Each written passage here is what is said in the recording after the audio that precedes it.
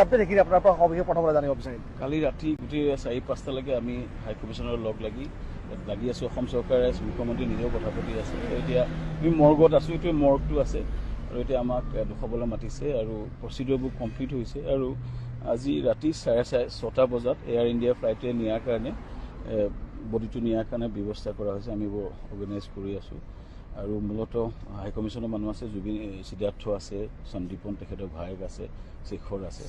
চ' আমাকে দিছে সোমাবলৈ। চ' আমি লাগি আছোঁ যাতে আজি বডিটো প্ৰচেছটো কৰি আছোঁ, যিখিনি কৰিব যাৱতীয় কাম হাই কমিশ্যনৰ লগত মই কৰ্ডিনেট কৰি আছোঁ, সেইখিনি কৰিছোঁ। বাকী মুখ্যমন্ত্ৰীৰ ফালৰ পৰা তেওঁলোকে কথা পাতি আছে। চ' আজি 6:30 বজাত যাব দিল্লীলৈ, গতিকে দিল্লীৰ পৰা ফ্লাইটটো গুৱাহাটীলৈ ছেটেলাইট ফ্লাইটত লৈ যোৱা হ'ব।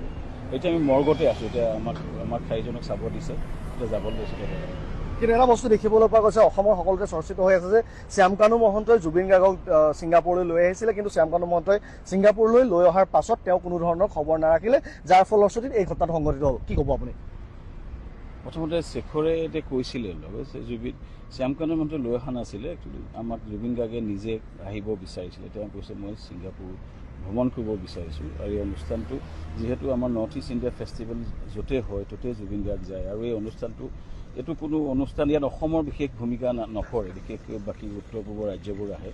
ইয়াতে 400মান উদ্যোগী আহে। চ' তাতে ব্যৱসায় বাণিজ্য বৃহৎ কাম হৈ আছে আৰু সেইকাৰণে জুবিনে ইয়াত থাকিব বিচাৰে। তেওঁ নিজে মাতি পেলাই আপোনাক শেখৰে ক'ব, শেখৰো আছিলে যে তেওঁলোক কৈছে মই যাম তালৈ, যাই পেলাই মোক মাতি ক'লে যে মই যাব বিচাৰিছোঁ। আৰু জুবিন গাৰ্গে যদি মোক বিচাৰে যাব মই কি কৰিম? জুবিন গাৰ্গে মোক কৈছে যে শেখৰো আছিল, আপুনি সুধিব পাৰে, তুমি শেখৰ আগত কৈছে মই যাব বিচাৰিছোঁ ছিংগাপুৰ, মই ভাইটোকো লৈ যাব বিচাৰিছোঁ সন্দীপন গাৰ্গ। মই ক'লোঁ যে জুবিনে যাবতো বিচাৰে তেওঁলোক আহিছে, মোৰ কাম হৈছে যে আমাৰ আহি পেলাই মই ভালকৈ ৰখা ব্যৱস্থা কৰিছোঁ। গান টাইপৰ তেওঁ অকল শেখৰ আহিছে, বাকী দলটো অহা নাই।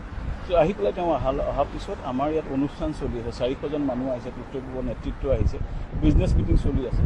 বিজনেছ মিটিঙৰ পাছত আমি তাতে বহি আছিলোঁ। মিটিঙত বহুত নেতৃত্ববোৰ লগত একেলগে আছিলোঁ। থাকোঁতে আমাৰ ঘটনাটো গম পাই আমি বহুত দূৰত আছিলোঁ। এইখন জুবিনে নিজে ঠিক কৰিছিলে, অসম এছ'চিয়েশ্যনৰ লগত কথা পাতি তেওঁলোকে আগতে মই নাজানিছোঁ, আমি হোটেলত ৰাখিছোঁ, আমাৰ 400 মানুহ আমি ৰাখিছোঁ। জুবিনক মই খবৰ কৰি আছোঁ, ৰাতি আমি লগ পাওঁ, একেলগে ভাত সাজ খাওঁ। কিন্তু গোটেই দিনটো মিটিং হৈ অসম সমাজে তেওঁলোকক মাতোতে তেওঁলোকে অসম সমাজে এটা য়টত লৈ গৈছিলে আৰু তেওঁলোকে ভাল ভাবিয়ে নিছিলে। জুবিনে আগতে কথা পাতি অসম সমাজৰ লগত লৈ গৈছিলে। তাত মই বা মোৰ টীমত বৃহৎ দল আছে, কোনো নাছিলে। মই এতিয়া মৰ্গত মাতিছে, মই আকৌ আহিম, মৰ্গত খাবলৈ মাতিছে। হয়, সেয়া আছিল শ্যামকানু মহন্ত। ইতিমধ্যে কৈছে যে আচলতে যোৱাকালি যি ঘটনাটো সংঘটিত হ'ল তাৰ পাছত বৰ্তমান জুবিন গাৰ্গক এই যি ছিংগাপুৰৰ জেনেৰেল হস্পিটেল তাৰ মৰ্গত বৰ্তমান ৰখা হৈছে। পৰৱৰ্তী সময়ত আমি আৰু কথা পাতিম, কি কাৰণে সেই ঘটনাটো হ'বলৈ পালে, শ্যামকানু মহন্তই সঁচাকৈ খবৰ ৰখা নাছিল নেকি, সেই সকলোবোৰ কথা পাতিম। কিন্তু বৰ্তমান সময়ত আমি ক'ব বিচাৰিছোঁ যে এই মুহূৰ্তত ছিংগাপুৰৰ জেনেৰেল হস্পিটেলৰ 9 নম্বৰ ব্লকত থকা মৰ্গত জুবিন গাৰ্গ নিস্তব্ধ নীৰৱে শুই আছে। সন্ধিয়াৰ ভাগত ইয়াৰ পৰা উৰা মাৰিব অসমৰ অভিমুখে। বিয়লি ফ্লাইট আছে, এয়াৰ ইণ্ডিয়াৰ ফ্লাইটৰ পৰা প্ৰথমতে দিল্লীলৈ যাব আৰু দিল্লীৰ পৰা উৰা মাৰিব অসমৰ অভিমুখে। গতিকে পৰৱৰ্তী সময়ত আমি বাকী খবৰ দিবলৈ চেষ্টা কৰিম। আৰু বৰ্তমান ছিংগাপুৰৰ যি জেনেৰেল হস্পিটেল তাতেই বৰ্তমান জুবিন শুই আছে নিস্তব্ধ নীৰৱে।